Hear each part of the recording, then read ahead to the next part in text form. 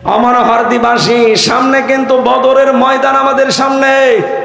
আপনি যাই মনে করেন না কেন, কারণ আমরা সবাই শুনছি এবার হবে ভোট যুদ্ধ।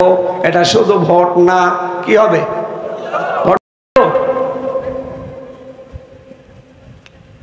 বদরের ময়দান হয়তো আমরা দেখিনি, কিন্তু এবার আপনি দেখতে পাবেন।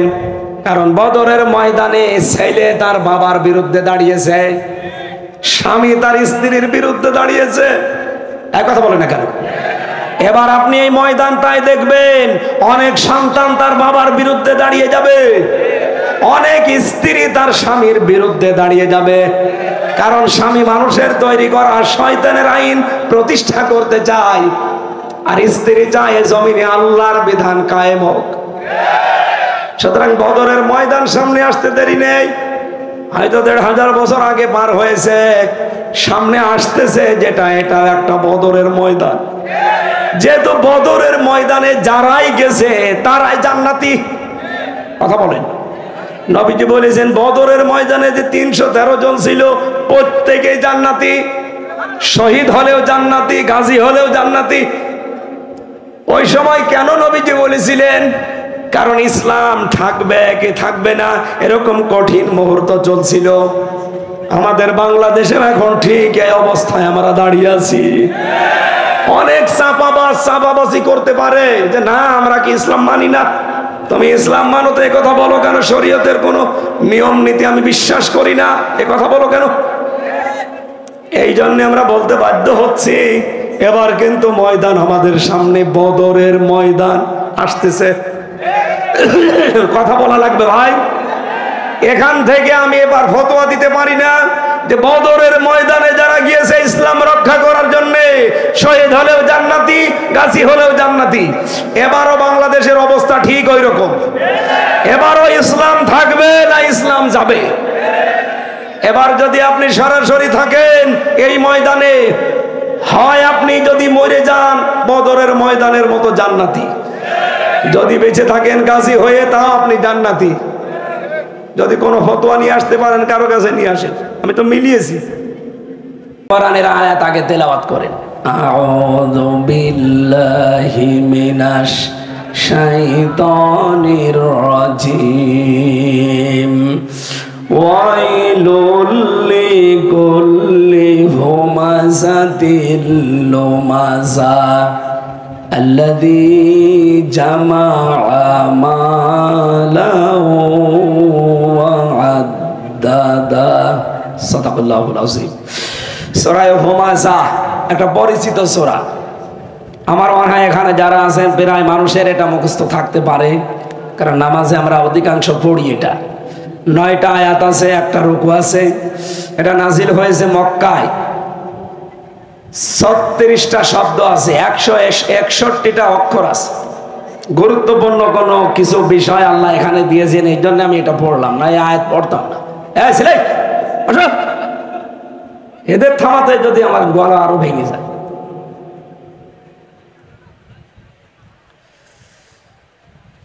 কুষ্টিয়াবাসী আল্লাহ তাআলা বলেন ওয়াইলুন, ধ্বংস হয়ে যাক, নিঃশেষ হয়ে যাক, দুর্ভোগ, আযাব, যন্ত্রণা, এরকম প্রায় ৩৩টা অর্থ পাবেন ওয়াইলুনের। কোরআনে কারিমে যেখানে আল্লাহ বরদোয়া দিয়েছেন সেখানে ওয়াইলুন ব্যবহার করেছেন। রব্বুল আলামিন বলেন ফাওয়াইলুল লিল মুসাল্লিন আল্লাযীনা হুম আন সালাতিহিম সাহুন। বরবাদ, ধ্বংস, নিঃশেষ হয়ে যাক ওই মানুষগুলোর জন্য আফসোস। এখানে ওয়াইলের কয়েকটা অর্থ হয়। ১ নম্বরে ওয়াইল বলা হয় জাহান্নামের একটা উপত্যকা। ২ নম্বরে ওয়াইল মানে, আমরা অনেকে মনে করছি ওয়াইল মানে তেল। ওয়াইল মানে কি তেল? কারণ এই দেশে আবার তেল মারা অভ্যাস আছে তো। অয়েল মানে তেল না, এখানে অয়েল মানে ধ্বংস হওয়া, নিঃশেষ হওয়া, বরবাদ হয়ে যাওয়া। আল্লাহর আযাবের কঠিনত্ব বোঝাতে আল্লাহ অয়েল দিয়েছেন। আল্লাহ দুর্ভোগ হিসাবে এই শব্দটা ব্যবহার করেন। আল্লাহ বলেন যারা নামাজ পড়ে, নামাজি, এদের জন্য দুর্ভোগ, এরা শেষ হয়ে যাক, এরা নিঃশেষ হয়ে যাক। এখন যারা নামাজ পড়ে না তারা ভাবতেছে যে নামাজ না পড়েই ভালো আছি। অযথা নামাজি যারা, তাদের জন্য বরদোয়ার কথা বলছে। নামাজ যেহেতু পড়ি না এই জন্য ভালো আছি না, নামাজ যে পড়ে না তার তো বিষয় আলাদা। নামাজ যে লোকটা পড়ে কিন্তু নামাজ সম্পর্কে উদাসীন, নামাজ সম্পর্কে বেখবর, নামাজে যা পড়ে ওইটাও জানে না, ওর উপরে বাস্তব জীবন সেট করে না, এই লোকটার জন্য আফসোস, আক্ষেপ, ধ্বংস। বলেন নাউজুবিল্লাহ। নামাজ যারা পড়ে না ওদের কথা তো বাদই দিলাম। ইয়াউমা ইউকশাফু আন সাকিয়ু ওয়া ইউদআউনা ইলাস সুজুদি ওয়া হুম সালিমুন খাশিআতান আবসারুহুম তারহাকুহুম যিল্লাহ ওয়া ক্বাদ কানু ইউদআউনা ইলাস সুজুদি ওয়া হুম সালিমুন ইলা আখির আয়াত। রব্বুল আলামিন বলেন যারা নামাজ পড়ে না, কিয়ামতের দিন এই বেনামাজি মানুষদেরকে আমি ডাক দেব, বলবো আমারে সেজদা দে। ওরা সেজদা তো দিতে পারবে না, উল্টিয়ে পড়বে। লাঞ্ছনা, অপমান, গঞ্জনা ওদের মুখের উপরে চেপে বসবে। বলেন নাউজুবিল্লাহ। এখানে নামাজ পড়েন না যারা, বেনামাজির জন্য ওয়াজ নেই। নামাজ যারা পড়েন এটা যেন ঠিক থাকে। নামাজ পড়ার পরও যে ধ্বংস হওয়া লাগে, এজন্য নামাজ পড়লে যেন আমরা বরবাদ না হই, ওই বিষয়গুলো খেয়াল করা দরকার। এক নম্বরে নামাজ সম্পর্কে যারা সাহন, উদাসীন, নামাজে উদাসীন মানে নামাজের অক্ত সম্পর্কে তাদের খেয়াল নেই। অকুষ্টিয়াবাসী জবাব দেবেন নামাজ পড়া এবাদত, নামাজ না পড়াও এবাদত। কি কথা বলেন না কেন? নামাজ 5 ওয়াক্ত ফরজ, কিন্তু যখন তখন না, নির্ধারিত একটা সময় আছে।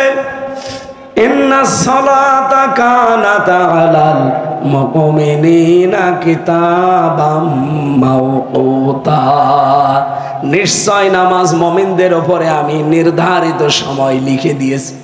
যখন তখন পড়লে নামাজের ফরজ আদায় হবে না, নির্ধারিত সময়ে পড়া লাগবে। ওর একটা আলাদা সময় আছে 5 ওয়াক্ত নামাজের। সিস্টেম অপর পৃষ্ঠায় দেখুন। এই পৃথিবীতে নামাজ পড়লে যেমন আপনি সওয়াব পান, নামাজ না পড়াও আপনার জন্য ইবাদত। 3 সময়। কোন সময়? যখন সূর্য উঠতেছে, যখন সূর্য মাথার উপরে, যখন সূর্য ডোবে, এই 3টা সময় নামাজ পড়া হারাম। নামাজ পড়া কি? তাহলে নামাজ পড়াও সওয়াব, নামাজ না পড়াও সওয়াব।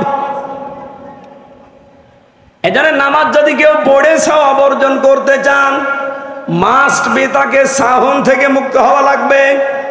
সাহনের প্রথম ব্যাখ্যা হচ্ছে নামাজের সময় সম্পর্কে আপনি উদাসীন। আন্দাজে 3 ওয়াক্ত নামাজ একবারে পড়ে। জোহরের নামাজ, আসরের নামাজ, মাগরিবের নামাজ, অনেক চাষি আছে ওরা একবারে 3 ওয়াক্ত পড়ে। এই কথা বলেন না কেন? সেই ফজরের নামাজ পড়ে মাঠে চলে গেছে, জোহর আসর পড়তে পারে নাই, একবারে মাগরিবের সময় এসে গোসল করে 3 ওয়াক্ত নামাজ একবারে পড়ে।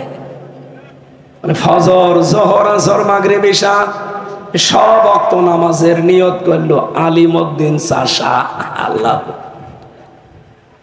আমি শুনেছি এরকম একটা গল্প যে একবারে 5 ওয়াক্ত নামাজের নিয়ত করে লোকটা বলে, নিয়ত তার জানে না, নয় তো অনুসল্লি আলিল্লাহি তাআলা, ওর নিয়তই রাখি এইটা যে ফজর, জোহর, আসর, মাগরিব, ইশা এই সব ওয়াক্ত নামাজের নিয়ত করলো একবারে আলিমউদ্দিন চাষা। আপনি নামাজ সম্পর্কে উদাসীন থাকলে কিন্তু ধ্বংস হয়ে যাবেন। কারণ এই কথা কার?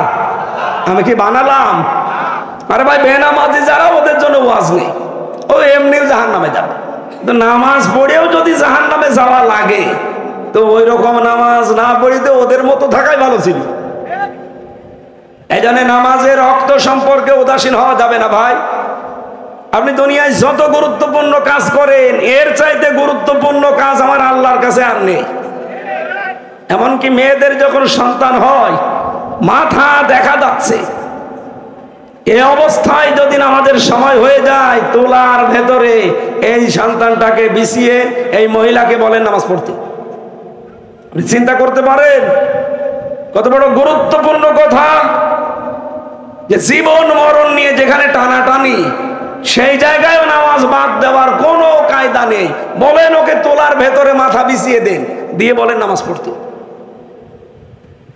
মেয়েরা যারা এসেছেন এখান থেকে একটা মাসলা বলি, অনেকের আমাদের মেয়ে আছে, বাবা আছে, তো আমরা অনেকে ওই সম্পর্কে খোঁজ রাখি না, জানিও না।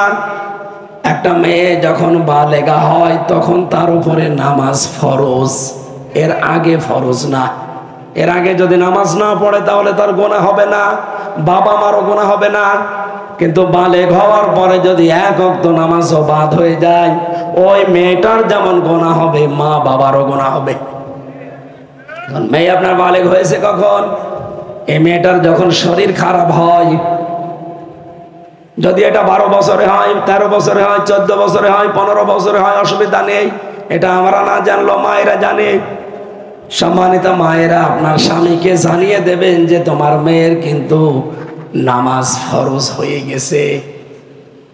এরপর থেকে আপনি কোনোদিন, যতদিন আপনার আন্ডারে থাকবে এই মেয়েটা, খেলায় খেলায় যদি এক ওয়াক্ত নামাজ নষ্ট হয়ে যায় 7000 বছর জাহান্নামে থাকা লাগবে।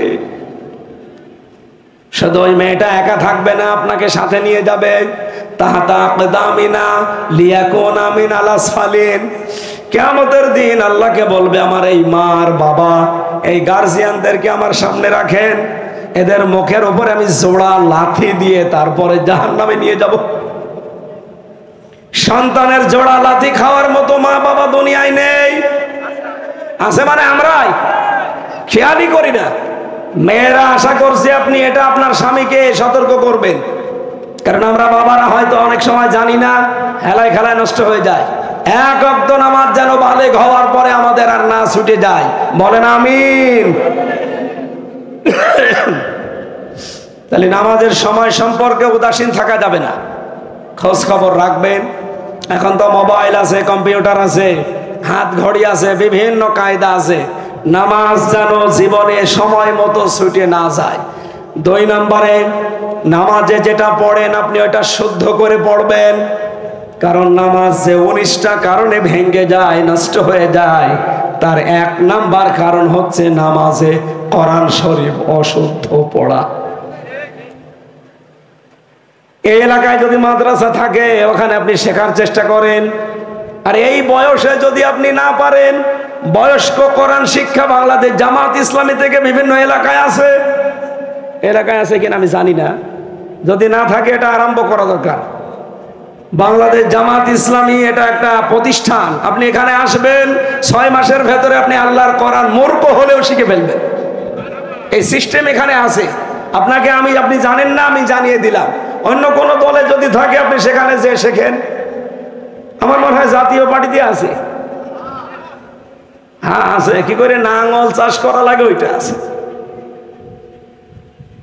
আপনাকে আমি এটা জানাতাম না, যেহেতু অনেকে জানে না যে কোরআন শরীফ 6 মাসে বাংলাদেশ জামাত ইসলামী এই প্রতিষ্ঠানে আসলে আপনি শিখে ফেলতে পারবেন। তাও শুদ্ধ করে পড়াবে আপনাকে, এদের সব ট্রেনিং দেওয়া লোক আছে। আশা করছে এখানে এসে শুদ্ধ করে কোরআন তেলাওয়াত শিখে নেবেন। 3 নম্বরে, নামাজের ভেতরে যেটা পড়েছিলেন ওইটা আপনাকে বোঝা লাগবে। বহু মানুষ এটা আমরা বুঝি না, আন্দাজে শুধু পড়ে যায়, এই কারণে আমাদের পরিবর্তন নেই। সূরা হুমাযার এই যে 2টা আয়াত পড়লাম, অনেক মানুষ তো প্রথম 3 আয়াত দিয়ে নামাজ পড়ি আমরা। যদি বুঝতাম যে আমি কি বললাম, আল্লাহ ধমক দিচ্ছেন, আল্লাহ হুমকি দিচ্ছেন, কত বড় কঠিন কথা, জীবনে নিজেকে পরিবর্তন করার চেষ্টাও অন্তত করতাম। কথা বলেন ঠিক কিনা? 3 নম্বরে জন্য বুঝতে হবে আপনাকে, যতটুকু পড়বেন যেন বুঝতে পারেন। আমি এই যে আরবি পড়লে আমার আর বাংলা করা লাগে না, আমি এমনি বুঝিছে আমি কি বললাম। আমি যখন প্রথম গ্রেপ্তার হয়েছিলাম 10 সালে, এই কুষ্টিয়া সদর থানায় যে ওসি ছিল গোপালগঞ্জের, ওই লোকটা আমাকে গ্রেপ্তার করে আমার কার্ড নিয়েছিল একটা।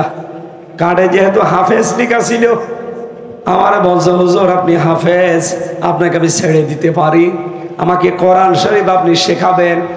এ তো কোনো ব্যাপার না, আমি ছেড়ে দেন, আপনাকে আমি শিখিয়ে দেব। আমারে বলছে না, আপনি যেভাবে পড়েন, আরবি পড়লেই বাংলা বুঝে ফেলেন, ওইভাবে পড়ান। আচ্ছা, এটা কি অত সহজ? এ কি একদিন দুই দিনের কাজ? আপনাকে আগে আরবি গ্রামার জানা লাগবে, শব্দের অর্থ হাজার হাজার মুখস্থ করা লাগবে। বলছে আমি তাই করব।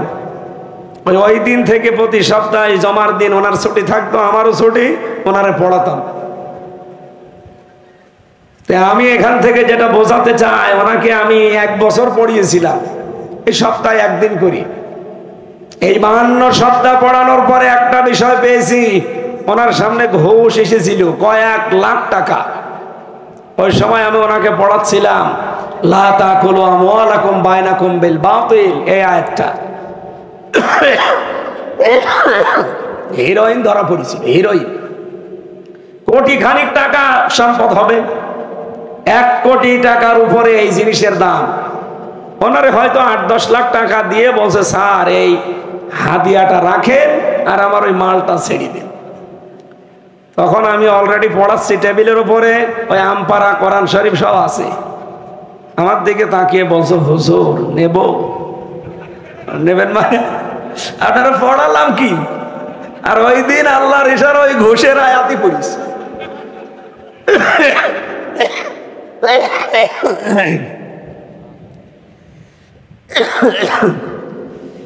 কণ্ঠের যা অবস্থা চা না, এখন টিরাক চলে গেলেও কিছু হবে না। এই জন্যে কিছুদিন যদি অফ করতে পারতাম তো ভালো হতো। ডাক্তারও বলছে না, বলছে লিখে দেবেন, কথা তো বলতেই পারবেন না, লিখে দেবেন। আজকে সকাল থেকে প্রায় 8-10 পার্টি এসেছিল বিভিন্ন জেলা থেকে। কোথায় এসে সাতক্ষীরা, কোথায় চট্টগ্রাম, বিভিন্ন জেলা থেকে ওরা এসেছে, সিরাজগঞ্জ, পাবনা, এদিকে ফরিদপুর। বললাম ভাই এই যে লিখে দিলাম কাগজে, আমার কথা বলা নিষেধ, এখন আপনি কি করবেন করেন। ওই নিজেরাই বইকে বইকে বইকে বই চলে গেল। আজকের এই মাহফিলটা এরকম 2-3টা বাদ দিতে পারলে ভালো হতো। কারণ বাদ দিলে তো এনাদের সমস্যা হবে, মানুষ এসে গাল দেবে, হ্যাঁ দাওয়াতই দেননি। এদিকে তো পারছে না, কণ্ঠও পারছে না, শরীরটাও ভালো না। একটু দোয়া করেছেন যে ঘন্টাখানিক যেন কণ্ঠটা ছেড়ে যায়। কারা দোয়া করেছেন দেখি হাত তোলেন তো। এই আন্দাজে হাত তুলেন না, দোয়া না করে হাত তুলেন না। আলহামদুলিল্লাহ, ঠিক আছে। এভাবে কথা বললে বোঝা যাচ্ছে, ঠিক আছে। অত চাপ দিতে গেলেও ছাতা যা আছে দেখা যাচ্ছে রওশনের সাথে মতো হয়ে গেল, ও আর চলছেই না। যতটুকু আছে আমি আস্তে আস্তে অন্তত সাবজেক্টটা শেষ করার চেষ্টা চালাচ্ছি। ওমা তাওফীক ইল্লা বিল্লাহ।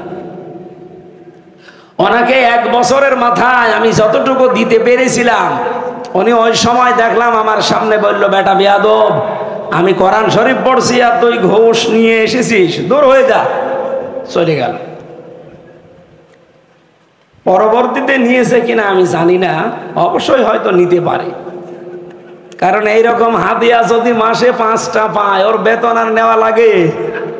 5টা পেলে 5-10-এ 50 লাখ। এটা আমাদের এবি থানা না, এটা এবি থানার জেনে আছে, ওনার সম্পর্কেও কিছু রিপোর্ট উল্টা পাল্টা আসতেছে। সেই লোক আছে না, বিদায় দিয়েছে। আমরা কিন্তু সব জানি এবং খোঁজ খবর রাখছি। আপনি কোথা থেকে এসেছেন, কি আপনার পরিচয়, কি কি করছেন এলাকায়, কার কাছ থেকে কি মাল পানি খান, সব কিন্তু আমরা জানি। এটা কিন্তু সত্যি কথা বলছি, আইজি পর্যন্ত পৌঁছিয়ে দেব। আশা করছি নিজেকে সংশোধন করে নেবেন। কারণ আমরা যারা আছি এই দেশে, বিশেষ করে আমার এই সদর থানা, ইবি থানা, এমনি সরাসরি কাউকে কিছু বলি না। আপনারা আমাদের মেহমান, অন্য জেলা থেকে এসেছেন, দায়িত্ব পালন করলে দায়িত্বের মতো পালন করা লাগবে। কারণ এটা আর আগস্টের 5 তারিখের আগে নেই, এখন চলছে সেপ্টেম্বরের 27 তারিখ। কথা বলেন, 1 বছর 1.5 মাস পার হয়ে যাচ্ছে, এরপরও অনেকের চরিত্র পাল্টাচ্ছে না। এখনো সেই খাবো খাবো আছে। বাবা শাহজালাল সব হালাল, এই চিন্তা বাদ দেওয়া লাগবে না। যদি এবার আমার কানে আর 2-1 বার রিপোর্ট আসে, আপনি কিন্তু জায়গা মতো চলে যাবেন। আশা করছি চরিত্র পাল্টিয়ে নেবেন।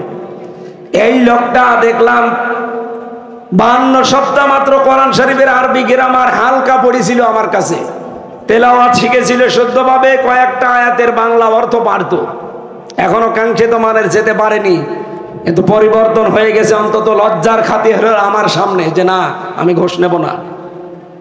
এই জন্য কোরআন শরীফ নামাজের ভেতরে যদি আপনি একটু বুঝে বুঝে পড়তে পারেন, যদি চলার পথ একটু উল্টাপাল্টা থাকেও, আশা করছে আপনাকে আল্লাহর কোরআন পরিবর্তন করে দেবে ইনশাআল্লাহ।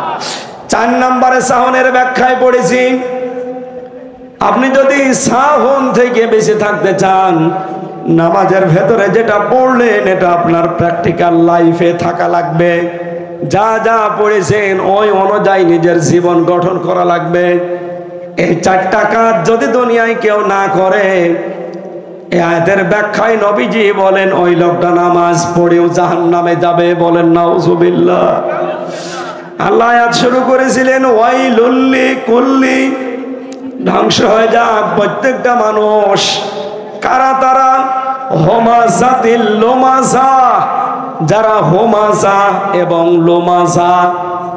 প্রশ্ন আসতে পারে হোমাজা আর লোমাজা কি? এটা কি আসছে বলেন?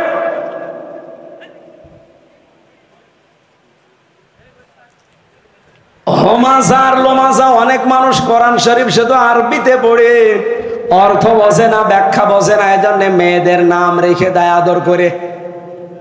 আমার নিজের এলাকায় আমি একজনকে যমজ বাচ্চা হয়েছে, 2টাই মেয়ে। একদিন জিজ্ঞাসা করলাম যে ভাই যমজ বাচ্চা নাম রাখলেন? বলছে হুজুর নাম রেখেছি হোমাজা লোমাজা। একটা কথা হইল, আপনি কি জানেন হোমাজা লোমাজা কি? যা জানি কোরআন শরীফে আছে, ওই আয়াত পড়ে আমার শোনালো। আরে যে হোমাজা মানে সামনে নিন্দাকারী, আর লোমাজা মানে পেছনে নিন্দাকারী। এ কি ভালো নাম? বলেন বলেন। এই জন্য যারা সামনাসামনি মানুষকে ছোট করেন, সামনাসামনি মানুষের নিন্দা করেন, বদনাম করেন, পেছনে পেছনে যারা মানুষের গীবত করেন, পরনিন্দা করেন, এই 2 প্রকার মানুষের জন্য আল্লাহ বলেন আমার হুমকি, আমার ধমকি। বলেন নাউজুবিল্লাহ। অথচ আমি ছোট্ট জীবনে দেখতে পাচ্ছি এখন পৃথিবীতে এই গুনাহটা মানুষ গুনাহ মনে করে না, অথচ দেদারসে করে যাচ্ছে। যারা মানুষের বদনাম করেন, এর কথা ওর কাছে লাগান, মানুষের সম্পর্ক নষ্ট করে দেন, এটা আমার মনে হয় এতদিন যাই ছিল, আগস্টের 5 তারিখের পরে থেকে অনেকের ভেতরে এই আমলটা এখন বেশি। কি করে এর কাছ থেকে মানুষকে সরানো যায়, এর সম্পর্কে আন্দাজে বানিয়ে বানিয়ে কথা বলে, কথা বলেন।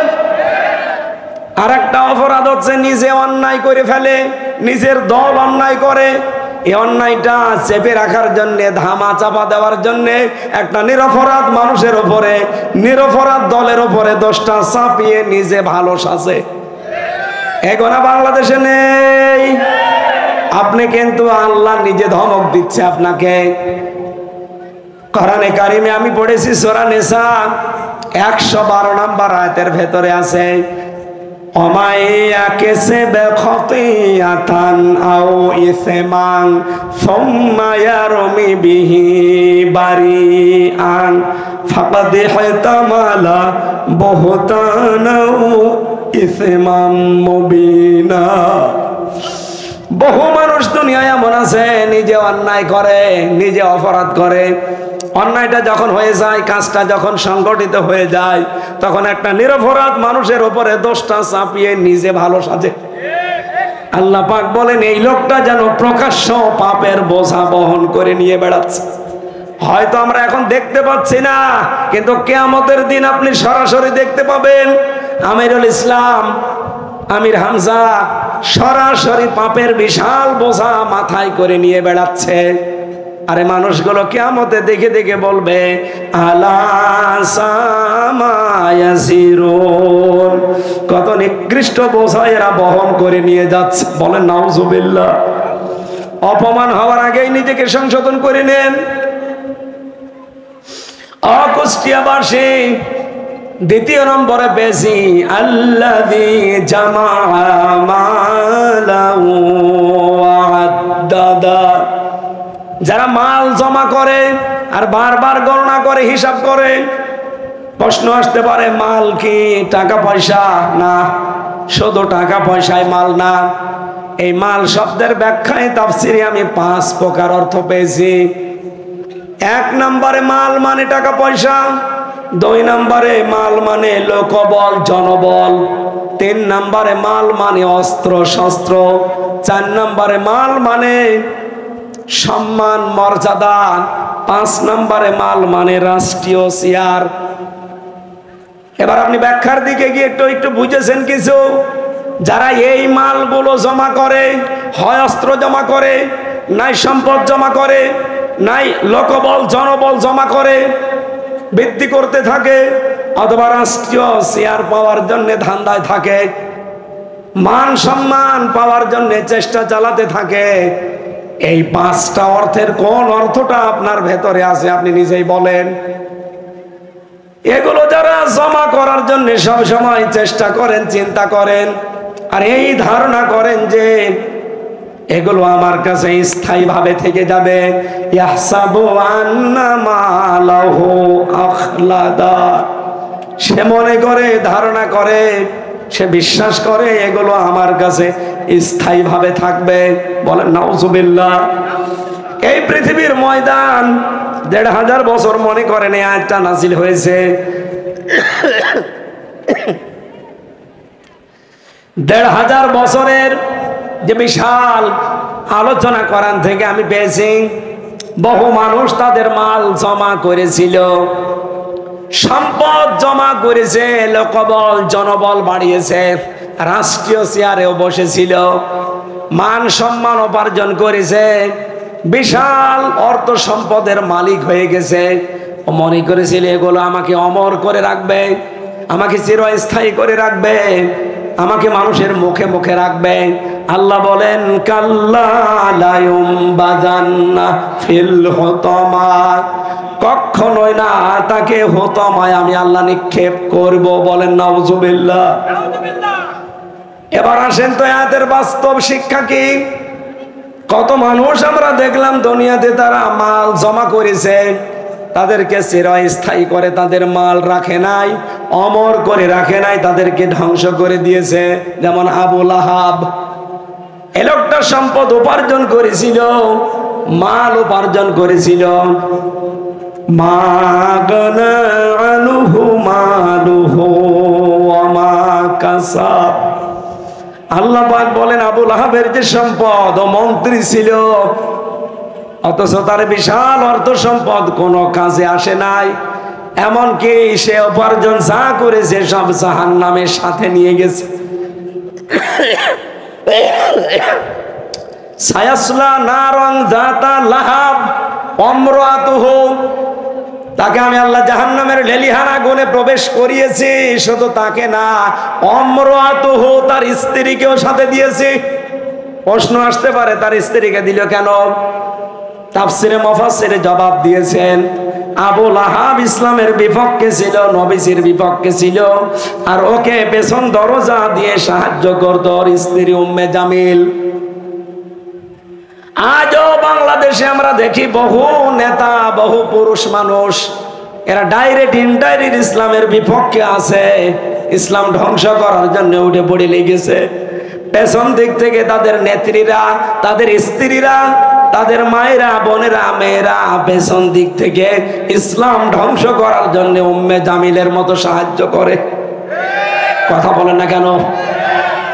আমরা খাদিজার মতো মেয়ে লোক কেউ পাই, আমরা উম্মে জামিলের মতো মেয়ে লোক কেউ পাই। এই জমিনে দিন কায়েমের জন্য খাদিজাতুল কুবরা নবীজিকে সব দিয়ে দিয়েছিলেন। এরকম হাজারো মহিলা এখন বাংলাদেশে আছে না নেই? আমার হরদিবাসী, সামনে কিন্তু বদরের ময়দান আমাদের সামনে। আপনি যাই মনে করেন না কেন, কারণ আমরা সবাই শুনছি এবার হবে ভোট যুদ্ধ। এটা শুধু ভোট না, কি হবে?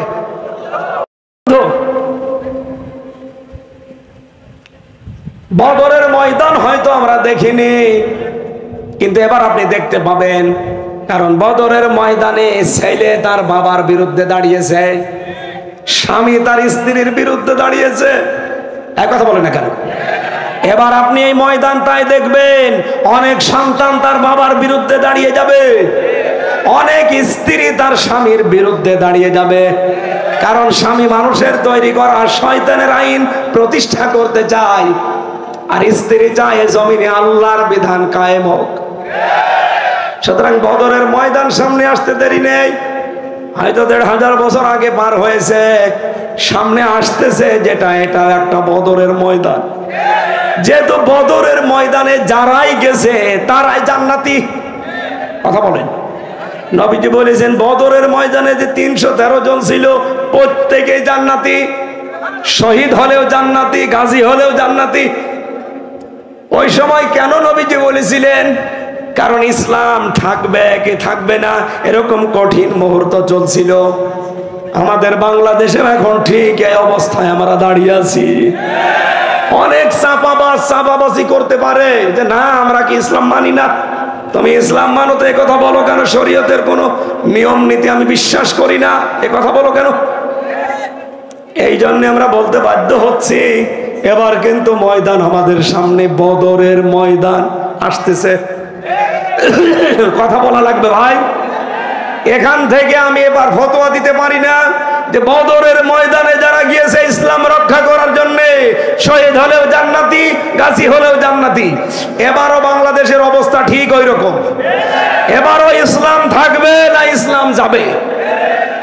এবার যদি আপনি সরাসরি থাকেন এই ময়দানে, হয় আপনি যদি মরে যান বদরের ময়দানের মতো জান্নাতি, যদি বেঁচে থাকেন গাজী হয়ে তাও আপনি জান্নাতি। যদি কোনো ফতোয়া নিয়ে আসতে পারেন কারো কাছে নিয়ে আসেন, আমি তো মিলিয়েছি। আমি এখান থেকে একটা ইতিহাস দেখলাম এই আয়াতে, আপনারা শুনতেছেন? নবীজি দেখলেন যে আমার এই জামানা এখন পুরা আরব জাহানের ভেতরে আমি ১৭ বছর থেকে শুরু করে ৪০, এই ২৩ বছর একাধারে চেষ্টা করলাম হেলফুল ফজল যে শান্তি দেওয়া যায় কিনা, কিন্তু না, কাঙ্ক্ষিত মানের শান্তি আমি দিতে পারলাম না। এখন আমার এই ১৭ থেকে ৪০, এই ২৩ বছরের ফল জিরো হয়ে গেল। কেন জিরো হলো? উনি লক্ষ্য করে দেখলেন পুরা আরব জাহানে ওই সময় ৩৬টা গোত্র আছে, বংশ আছে। এদিকে তাকান, ৩৬টা গোত্র বা বংশ।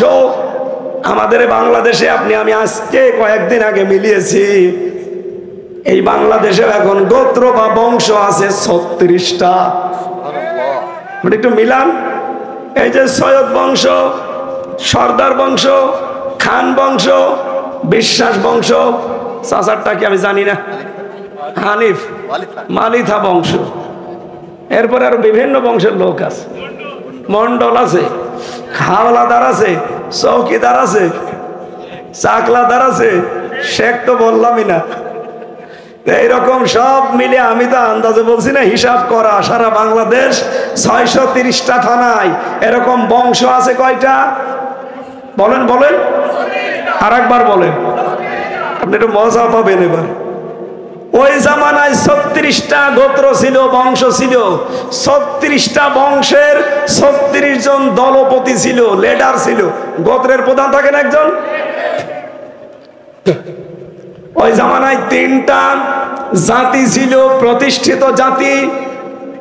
একটা জাতির নাম হচ্ছে ইহুদি, আর একটা ছিল খ্রিস্টান, আর একটা ছিল মুশরিক, আর একটা জাতি ছিল নিভু অবস্থায়, তাদের নাম হচ্ছে হানিফ। হানিফ মানে আমাদের হানিফ না, হানিফ একটা গোত্রের নাম। হযরতে খাদিজাতুল কুবরা, ওয়ারাকা ইবনে নওফেল, হযরত আলী, ওনারা ওই নিয়ম নীতি মেনে চলতেন। এবার আসেন ওই জামানায় ওই ৩টা প্রতিষ্ঠিত জাতির ৩ জন জাতীয় নেতা ছিল। ইহুদিদের জাতীয় নেতার নাম ছিল মারহাব, খ্রিস্টানদের জাতীয় নেতার নাম ছিল মুখাইরে, আর মুশরিকদের জাতীয় নেতার নাম ছিল আবু জেহেল। জাতীয় নেত্রী ছিল ওই জামানায় ৩ জন। পুরা আরব জাহান তারা চালাতো। 1 নম্বরে আবু জেহেলের স্ত্রী নাকেরা, 2 নম্বরে আবু সুফিয়ানের স্ত্রী হিন্দা, 3 নম্বরে আবু লাহাবের স্ত্রী উম্মে জামিল। এই 3 জনে জাতীয় নেত্রী। তাহলে ওইদিকে 36 আর এদিকে 6, কত হয়? 42। বলেন বলেন। ওই জামানা পুরা আরব জাহান চালাতো এই 42 জন। যত অপকর্মের মূল হোতা এই 42 জন। আমিও একটু লক্ষ্য করে দেখেছি এই বাংলাদেশে 56,000 বর্গ মাইল এই এরিয়াতে এই 42 জন ঠিক এরকম নেতা আর নেত্রী আছে। হয়তো অঞ্চল এলাকা হিসাবে জাতীয় নেতা তাদেরকে আমরা বলি। আমাদের কুষ্টিয়ায় 2 জন, ইউনূস ছিল, হানিফ ছিল। জাতীয় নেতা ছিল যারা বঙ্গবন্ধু, জিয়াউর রহমান আর এরশাদ। জাতীয় নেত্রী ছিল হাসিনা, খালেদা, রওশন। এক কথা বলছেন, খাপের খাপ মিলে যাচ্ছে। 36 আর ওদিকে 6, 42। আপনি একটু হিসাব, আমি তো 620টা থানা বাংলাদেশে, 630টা সব থানায় যায়। আমি দেখেছি এই সারা বাংলাদেশে এই 42 জন ফিগার আছে। তার ভেতরে শয়তান 2টা আমাদের জেলায়, অন্যান্য জেলা মিলে কতজন? হয়তো 3 জেলা মিলে 1 জন, 2 জেলা মিলে 1 জন, আমাদের 1 জেলায় 2 জন। মানে সব মিলে কত? 42। নবীজি ওই সময় ভেবেছিলেন যে এই 42 জনের মাথা থেকে খাবারের ঝুড়ি নামিয়ে আবু বকরের মতো মানুষের মাথায় দিলে খাবারের অভাব হবে না। উনি ওইটাই করেছিলেন। 40 বছর থেকে 63, এই 23 বছরে কোরআন হাতে পেয়ে তিনি আরম্ভ করলেন যে এদের কাছ থেকে কি করে খাবারের ঝুড়ি নামানো যায়। তিনি নামিয়েছিলেন না? এই কথা বলে না কেন? 13 বছর মক্কায় চেষ্টা করলেন নামানোর, পারেন নাই, খালি মার খেয়েছে। বাকি 10 বছর মদিনায় যে রাষ্ট্র গঠন করে তিনি রাষ্ট্রীয় ক্ষমতা হাতে নিয়ে আবু জেহেলের এই ক্ষমতার ঝুড়ি নিয়েছেন না নেন নাই? এইটা আপনার কাছে রাজনীতি মনে হয় কেন? যতদিন পর্যন্ত এই 42 জন মানুষের মাথা থেকে খাবারের ঝুড়ি নামিয়ে এই দেশে হানিফ গোত্র যারা আছে নিবিড় অবস্থায় খালি মার খায়, এইরকম মানুষের মাথার উপরে যখন খাবারের ঝুড়িগুলো দেওয়া হবে, আল্লাহর কসম এই দেশে কেউ না খেয়ে থাকবে না ইনশাআল্লাহ। মাল খানি জমা করে যাচ্ছেন না? মাল মানে কি শুধু টাকা পয়সা? কি এই যে এই বইটা, এটা আমি লিখেছি জান্নাত জাহান্নাম, আমি জেলখানায় লিখেছি। এর ভেতরে এইটা আমার এই আলোচনাটা সাজানো আছে। মাল এখানে ব্যাখ্যা করা আছে, দেখবেন জাহান্নামে হতমা, যেটা এই হতমার ব্যাখ্যা করতে গিয়ে মাল আছে 5 প্রকার। এই 5 প্রকার মালের ব্যাখ্যা এখানে আরো বিস্তারিত 128 পৃষ্ঠা লেখা আছে। একবার তো 1 পৃষ্ঠা বললাম, পুরাটা বলতে গেলে আমার গলাও শেষ, আমিও শেষ। বলেন এটাকে আপনার কাছে রাজনীতি মনে হইলো? আমি মিলিয়ে দেবো। এখানে বসেন, ক্যালকুলেটর নেন, কম্পিউটার নিয়ে আসেন, বাংলাদেশের কোন এরিয়ায় কি কি চলছে সব মিলিয়ে আরব জাহানের সাথে আমি মিলাবো। এখনো বাংলাদেশ ধ্বংস করার মূলে এই 42 জন। কিছু ছেলে আছে, কিছু পালিয়েছে, এখনো কিছু বাইরে আছে। আমরা যাই এদের কাছ থেকে এই ক্ষমতার ঝড়ি, খাবারের ঝড়ি নিয়ে আবু বকরের মতো মানুষের মাথায় তুলে দেব, ওমরের মতো মানুষের মাথায় তুলে দেব। এই মানুষগুলোর মাথায় যদি তুলে দেওয়া যায়, হযরত ওমর রাতের বেলা খাবারের বস্তা মাথায় নিয়ে মানুষের দাঁড়ে দাঁড়ে ছুটতেন। এরকম মানুষ জামাত ইসলামী বাংলাদেশ তৈরি করেছে এবং সামনে যদি অবস্থা আসে ওনারা দেখাবে। রফিকুল ইসলাম, ইব্রাহিম খলিল, আমিরুল ইসলাম, আব্বাস আলী, এই যে কয়জনের নাম বললাম, আল্লাহর কসম এগুলো সব ওমরের উত্তরসূরি হবে ইনশাআল্লাহ। আপনি একবার দিয়েই দেখেন না কেন? না দিয়ে বলেন কই? না দিয়ে হবে? না দিয়ে হবে। আমি প্রমাণ দিচ্ছি। সাতক্ষীরা আশাশুনির এলাকায় একটা ইউনিয়নের চেয়ারম্যান, MA পাস, আমি নিজে ছিলাম তার বাড়িতে। উনি সকাল 10টা থেকে বিকাল 4টা পর্যন্ত ইউনিয়নের কাজ করে, আর 4টা থেকে রাত 10টা পর্যন্ত তরকারি বিক্রি করে। জামাত ইসলামীর ইউনিয়নের সেক্রেটারি ছিল। এবং চেয়ারম্যান ছিল ইউনিয়নের। কি জীবন তৈরি করেছিল বলেন তো। বাংলাদেশে এখন 1628 জন মানুষ দায়িত্ব পালন করছে। আল্লাহর কসম, ওই রকম চেয়ারম্যান, উপজেলা চেয়ারম্যান, মেয়র, এমপি 1628 জন যদি এই দেশে আমরা বানাতে পারি, এই দেশটা একটা মিনি জান্নাত হয়ে যাবে ইনশাআল্লাহ। আর জামাত ইসলামী বাংলাদেশ সেটা চেষ্টা চালাচ্ছে। আল্লাহ যেন কবুল করেন, বলেন আমিন। অন্য কেউ যদি ভুল বুঝে থাকেন, আপনার পায়ের তলায় যে মাটি নেই তার প্রমাণ ডাকসু এবং জাকসু নির্বাচন। এমনকি গণ বিশ্ববিদ্যালয়ে ভোট হয়েছে, শিবির পাশ করেছে, আর অন্য দলে যারা দাঁড়িয়েছে একটা ভোট পেয়েছে। ওর লজ্জা থাকার দরকার নেই। কয়টা? ওর নিজের ভোটটা পেয়েছে। শয়তান এগুলো দেখে আর হাসে। আল্লাহ, আমি আর শয়তানি করবো কোথায়? এখানে কোনো চিন্তা নেই, কোনো দুশ্চিন্তা নেই। ইসলাম এবার রাষ্ট্রীয় ক্ষমতায় যাবে, হয় আপনাকে নিয়ে যাবে না আপনাকে বাদ দিয়ে যাবে। কারণ বিশ্বের মানুষকে আল্লাহ এদিকে কিন্তু একেবারে ঝুঁকিয়ে দিয়েছে। এত বড় মোড়ল দেশ আমেরিকা যখন বলেছে যে 5 কারণে আমরা জামাত ইসলামীকে ক্ষমতায় দেখতে চাই, দাদাদের মাথা খারাপ হয়ে গেছে। কারণ দাদা তো আর ওই পর্যায়ের না, দাদা তো ওদের চাকর বা কথা বলেন না কেন, করতেও না। কারণ ভারতকে আমেরিকা আমাদেরকে তো একটু গনে, ওকে গনেও না। এরপরে চীন, বিশ্বের পরাশক্তির ভেতরে অন্যতম। রাশিয়া। না, আন্তর্জাতিক বিষয়গুলো দেখেন একটু গোপনে। সবাই চাচ্ছে এই জামাত ইসলামী বাংলাদেশের মানুষের সততা। তারা এইটাই বলছে যে এত নম্র, এত ভদ্র, এত সৎ মানুষ এত সৎ হতে পারে, এবং সর্বোচ্চ হাই কোয়ালিটির শিক্ষিত তারা। এই বাংলাদেশে জামাত ইসলামীতে যারা আছে আপনি দেখেন, একটা অন্তত ম্যাট্রিক পাশের নিচে নেই। এমনকি ইউনিয়নের সেক্রেটারি, যে আমাদের এই পাটিকাবাড়ি ইউনিয়নের সেক্রেটারি, সেও MA পাস। ইকবাল ভাই MA পাস না?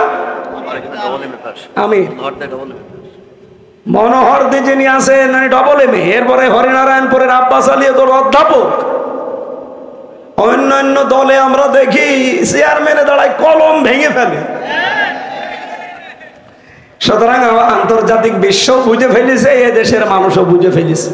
আপনারা যাই মনে করেন না কেন, বাংলা কথা বাংলায় বলছি, ইসলাম এবার আসবে, হয় আপনাকে নিয়ে আসবে না আপনাকে বাদ দিয়ে আসবে। আর আপনাকে যদি এবার বাদ দিয়ে আসে, আপনার কপালে আগুন লাগবে। তখন আসবেন যে আসেন ইসলামের কাছে এসেছি, তখন আর নেওয়া হবে না। আপনি কাজের সময় নেই, অকাজের সময় আসবেন। এখানে মাল যারা জমা করছেন তাদের জন্য দুর্ভোগ। জীবন আপনার মাল আপনাকে চিরস্থায়ী করে রাখতে পারবে না। আবু লাহাবকে যেমন রাখতে পারে নাই। আর একজনের জীবনে পেয়েছি কারুন। আতাইনাহু মিনাল কুনুজি মা ইন্না মাফাতিহাহু লাতানু বিল উসবাতি উলিল কুওয়া। আল্লাহ বলেন, ওকে এমন সম্পদের মালিক বানিয়েছিলাম, একদল শক্তিশালী যুবক লাগতো ওর শুধু চাবি বহন করার জন্যে। চাবি যদি একদল যুবক লাগে, বলেন তো তালা কত যুবক লাগবে? তালা যদি এত হয়, তাহলে খাদ্যের যে ভান্ডার, একে বিশাল সম্পদের যে ভান্ডার, বিশেষ করে এই খাজানসি, বাক্স, সিন্দুক যাই বলেন, এগুলো কত বিশাল ছিল তার। যদিও এই তাফসীরটা মানে এই হাদিসটা যদিও অথেন্টিক না, তারপর আমি একটু আশার জন্য বলছি। কারণের যে সম্পদ ছিল, তাফসীরে কেউ কেউ এটা আন্দাজ করে লিখেছে, এই যে মরুভূমির ভেতরে যে বালি দেখতে পান, ওর ভেতরে যে চিকচিক করে, ওইটাও নাকি কারণের সম্পদের এক অংশ। তাম দুনিয়া সব বালির ভেতরে ওর সম্পদ আল্লাহ এভাবে ছড়িয়ে দিয়েছে। ও কত সম্পদের মালিক ছিল, কিন্তু আল্লাহ ওর সম্পদ দিয়ে ওকে অমর করে রাখে নাই, ওকে আল্লাহ ধ্বংস করে দিয়েছে। এমনকি এখনো পর্যন্ত এই মাটির নিচে দাবতে আছে, কিয়ামত পর্যন্ত দাবতেই থাকবে। আজ যারা মাল জমা করছেন, বৈধ নেই অবৈধ নেই, মানিদ দাগা মা লাইসা লাহু ফালাইসা মিন্না, নবীজি বলেন যারা মাল জমা করে কিন্তু সে মাল তার না, অন্যের মাল নিজের দখলে নিয়ে নেয়, ফালাইসা মিন্না, আমি নবী বললাম ওই দিন থেকে ও আমার আর উম্মত না। 2 নম্বর বলে তাবাওয়া মাকাদাহু মিনান নার, ও যেন জাহান্নামে নিজের একটা স্থান তৈরি করে নিল। বলেন নাউজুবিল্লাহ। এই হাদিসটা আমার মনে হয় বাংলাদেশের সাথে এখন 100 ভাগ মিলে যাচ্ছে। অনেকেই কিন্তু 1 বছর 1.5 মাসে যে সম্পদ তার না জোর করে নিজের দখলে নিয়ে নিয়েছে। নাইনি, এই দেশে নাইনি, কিন্তু একটা দলের এই বদনাম এখনো নেই, বাংলাদেশ জামাত ইসলামী। এই দল, এটা রেকর্ড হচ্ছে, সারা বাংলাদেশ শুনছে। এই বদনামটা অন্তত জামাত ইসলামী বাংলাদেশের। এর চাইতে আর কি প্রমাণ আপনাদের দেওয়া লাগবে? যান এবার যা ভাল লাগে তাই করেন। আমি যতটুকু বোঝানোর চেষ্টা করেছি, আশা করছি কিছু দলিল লিখেছিলাম।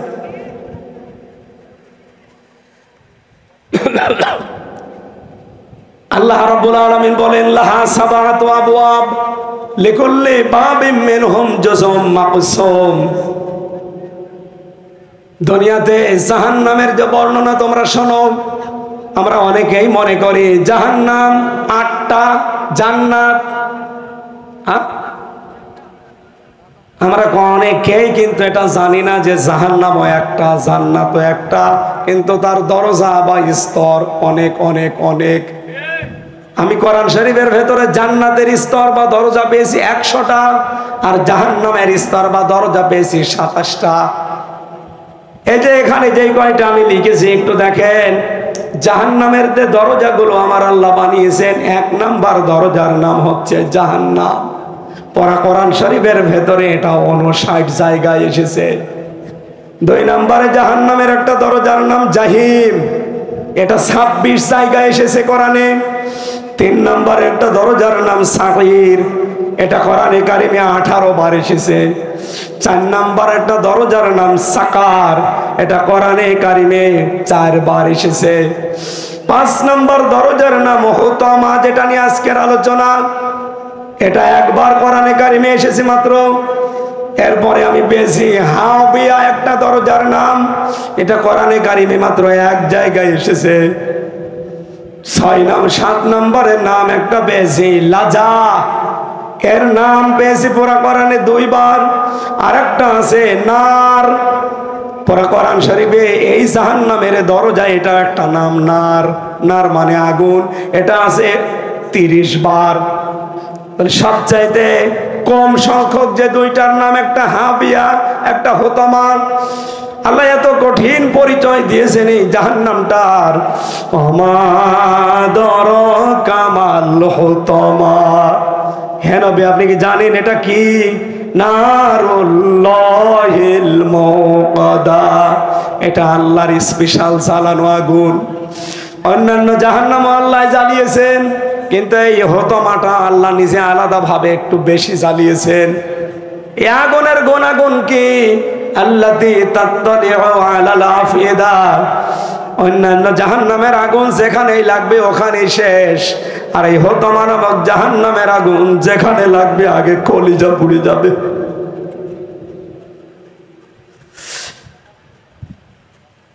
ইন্নাহা আলাইহিম মুকসাদা। আল্লাহ বলেন এই জাহান্নামের বৈশিষ্ট্য আরেকটা হচ্ছে, এখানে ঢুকিয়ে দেওয়ার পরে এর উপরে যে ঢাকনা আছে, ঢাকনা দিয়ে দেওয়া হবে।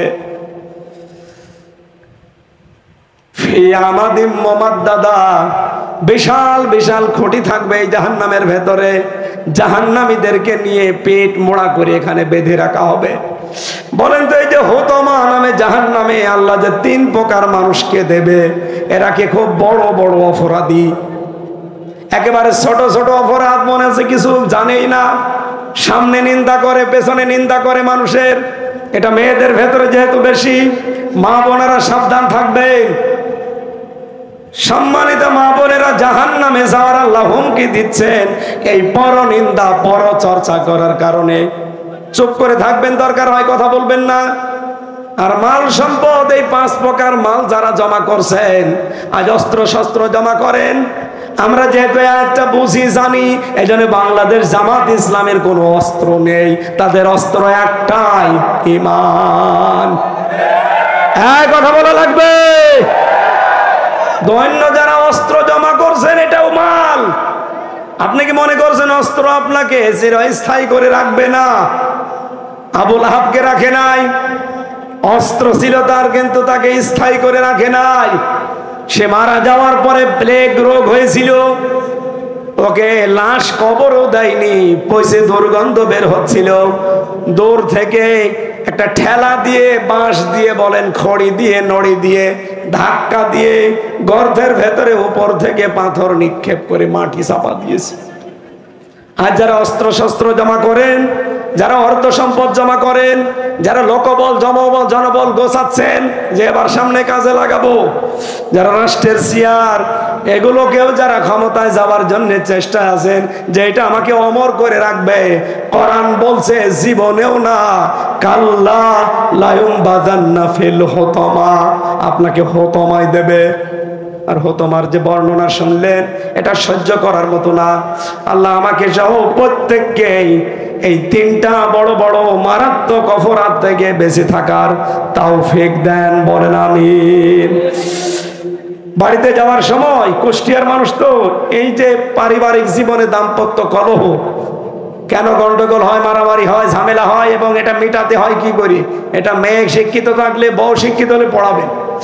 আর একটা আছে এই জান্নাত জাহান্নাম, যেটা নিয়ে আলোচনা করলাম।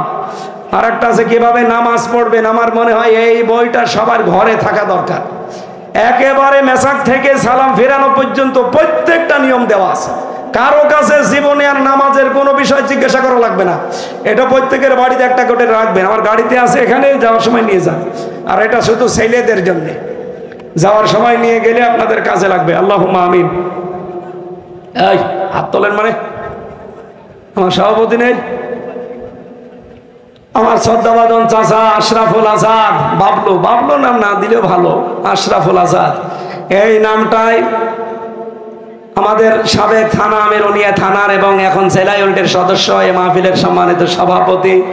উনি সালাম দেওয়ার পরে আমরা একটু দোয়া করছি, আমার কণ্ঠের দিকে তাকিয়ে শেষ করে দিলাম, নয়তো আমি আরো চালাতাম। এখন চাপ দিলে আরো বসে দাও। সম্মানিত প্রিয় উপস্থিতি, একটা ঘোষণা। অক্টোবর মাসের 22-23 রাধানগর হাই স্কুল মাঠে তাফসীরুল কোরআন মাহফিল, প্রধান বক্তা হিসেবে থাকবেন আব্দুল্লাহ আল আমিন ঢাকা এবং আজিজুল হক জিহাদি, হাসান মামুনলাল। 22-23 অক্টোবর আপনাদের সকলকে দাওয়াত রইল। আর একটা অনুষ্ঠান আছে আমার এই সামনে মাসের 6 তারিখ অক্টোবরের, এই সাত ব্রিজ গাজীপুর। এখানে আমি 9টায় উঠবো, সময় পেলেছেন কথা বলবেন।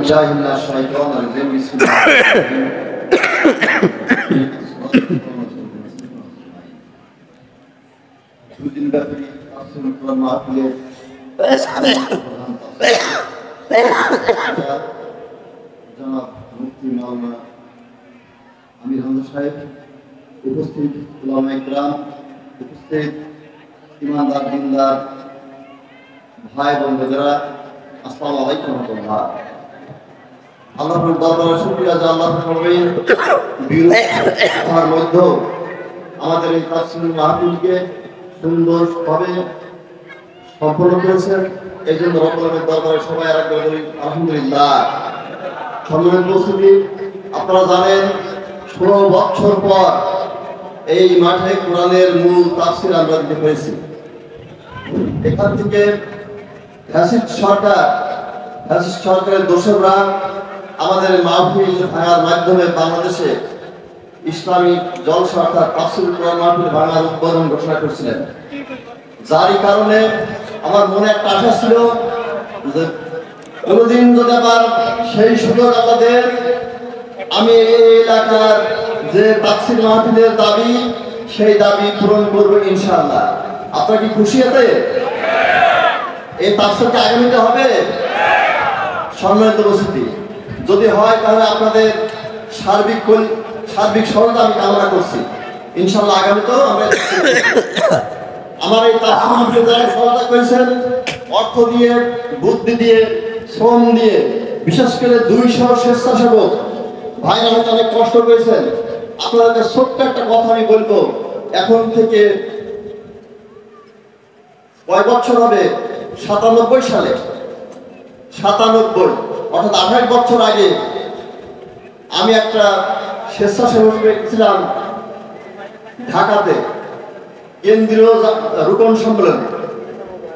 যখন আমরা 4 জন ছেলে কুষ্টিয়া থেকে স্বেচ্ছাসেবক হিসেবে দায়িত্ব পালন করার জন্য সুযোগ পাইছিলাম, ওই সময় ডাক্তার আনিসুর রহমান উনি বলছিলেন আপনাদের স্বেচ্ছাসেবক হিসাবে নেওয়া হবে, কিন্তু শর্ত একটা। কি শর্ত? শর্ত হচ্ছে আপনাদেরকে যে যে জায়গায় যে কাজের সেবা নেওয়ার জন্য নিয়োগ দেওয়া হবে সেই সেবা আপনাকে দিতে হবে। যদি রাজি থাকেন তাহলে আপনারা যেতে পারবেন। তা সেটা এমনকি সুইপারের কাজও আমরা সেদিন বলছিলাম যে আলহামদুলিল্লাহ আমরা কবুল করলাম। কিসের জন্য? দিনের খেদমতের জন্য। আলহামদুলিল্লাহ সেদিন আমাকে প্রথম যাওয়ার পরে আমাকে দায়িত্ব দিয়েছিল খাদ্য বিভাগ। পরবর্তীতে কেন্দ্রীয় কমিটির সদস্য অ্যাডভোকেট আনসারুল্লাহ নেতৃত্বে মহিলা বিভাগের গেটে আমাদেরকে দায়িত্ব দেওয়া ছিল।